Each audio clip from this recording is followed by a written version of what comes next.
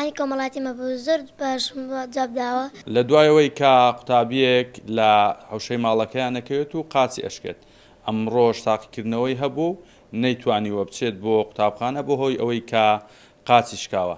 لە دوایەوە قوتابخانەکەیان بەڕێوەبەری قوتابخانە و مامۆستاکانی بڕیارەدەن خۆیان بێن بۆ ماڵی قوتابیەکە و بۆی لێرە تاقیکردنەوەکەی خۆی ئەنجام بدات. ئەمە لە شارەدەی سرێشمە بۆ ئەمڕۆ ئەم کچە کە تاقیکردنەوەی هەبووە بەهۆی ئەوەی کە قاچی شکاوە نەیتوانیوە بەشداری تاقیکردنەوە بکات یاخود بچێت بۆ قوتابخانە. جا من گفتوگۆی زیاتر لەگەڵ مامۆستا ئاراسەکەم کە بەڕێوەبەری قوتابخانەکەیە.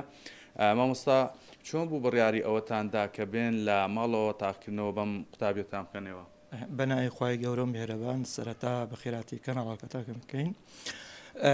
ئەمە وەکو قوتابخانەی گێروەزینی بنەڕەتی کچان و بڕیاری ئەوماندا لەبەر ئەوەی ئەو منداڵە یەکەم جار دووش بابی لە واجبە پێشمەرگەیە ئەرکی پاراستنی نیشتیمان ووانەی لە ئەستۆیە بۆیە بڕیارماندا مامۆستای بابەت دەگەر کارژێڕی قوتابخانە بین لێرە تاقیکردنەوە کە بە قوتابیەکەی بکەین لە جیاتی ئەوەی ئەوان ئەرێک بچێشن بێن بە قوتابخانە ئەمە ئەرکەکەیەکیشین و لێرە تاقیکردنەوەی سەربیست نمرەی مانگانە بە قوتابی ئەنجام بدەین. باشە ئستا کات تاقیکردنەوەی ئەمە تاقیکردنەوەی تری ماوە یاخود نەیماوەگە تاقیکردنەوەی تری ماوە بڕیارە هەر بەم شێوەیە بێن لە ماڵەوە تاقیکردنەوەکانی بۆ بکەن. ئینشاڵڵا دوو تاقیکردنەوەی تکەی ماوە یەکیان لە بابەتی کوردیە ئەوەی تریشیان بابەتی وەرزشە کە وەرزش لە پۆلی چار کتاب نییە بەڵام مامۆستای بابەتی وەرزش هەرستاوە لە کتابەکانی تکەی پۆلەکانی کەدا پرسیاری ئامادەکردنەوە لە شێوەی هەڵبژاردن لۆی گلەی داکوباپ یان گلەی کەسانی تکەنێتەوە سەر مەدرسە لە کاتی دانانی نمرەکان و ئەویش دراوەتە هەموو قوتابیەکانی پۆلی چار کە بابەتەکە بخوێن و مامۆستا ئەسیلیان ودامنێ لە شێوەی هەڵبژاردن لەوەی نمرەی حەقیقی و دروستی بە قوتابیەکان بدرێت. دووتاقیکردنەوەکەی تریشی هەر لێرە لە ماڵ بێگومان مامۆستایەکانی بابەت لەگەر کارژێر و قوتابخانە ئەرێک دەچێشین و دێنێرە خزمەت بە قوتابیەکەیەکەین ئینشاڵڵا.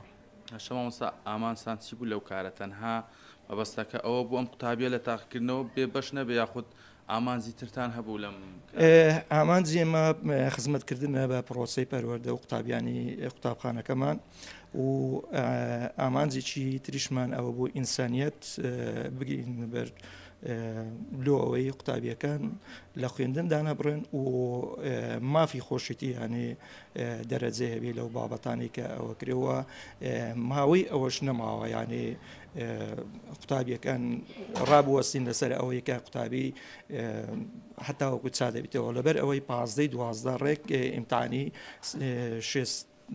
نمرەی دەست پێەکە کەواتە لێرە قوتابی لە 20 نمرەکەی بێبەش دەبێ بۆیە بە پێویستمانزانی ئەو کارە ئەنجام دەوە ئەوەش یەکەم کار نییە ینی وەکو قوتابخانە گێروەزین پێشی وەش قوتابیشکەمان بە ناوی سەلمە محەممەد ئەوش هەمان پۆلی چار بوو هەردوو قاچی سوتا بوو بە هەمان شێوە ئیوی تاقیکردنەوەی نێوەی وەرز بوو و هەروە لەسەر 6 نمرەکەش بوو بە هەمان شێوە ڕۆژانە لێژنەیەکمان پێکی نابوو لە قوتابخانە مامۆستا ئەسیلی دەبێت و دوو مامۆستاشی دەگەرە چوون لە ماڵی قوتابیەکەی ئیمتحانەکەیان پێکرا. سەلامەت بیسپاس.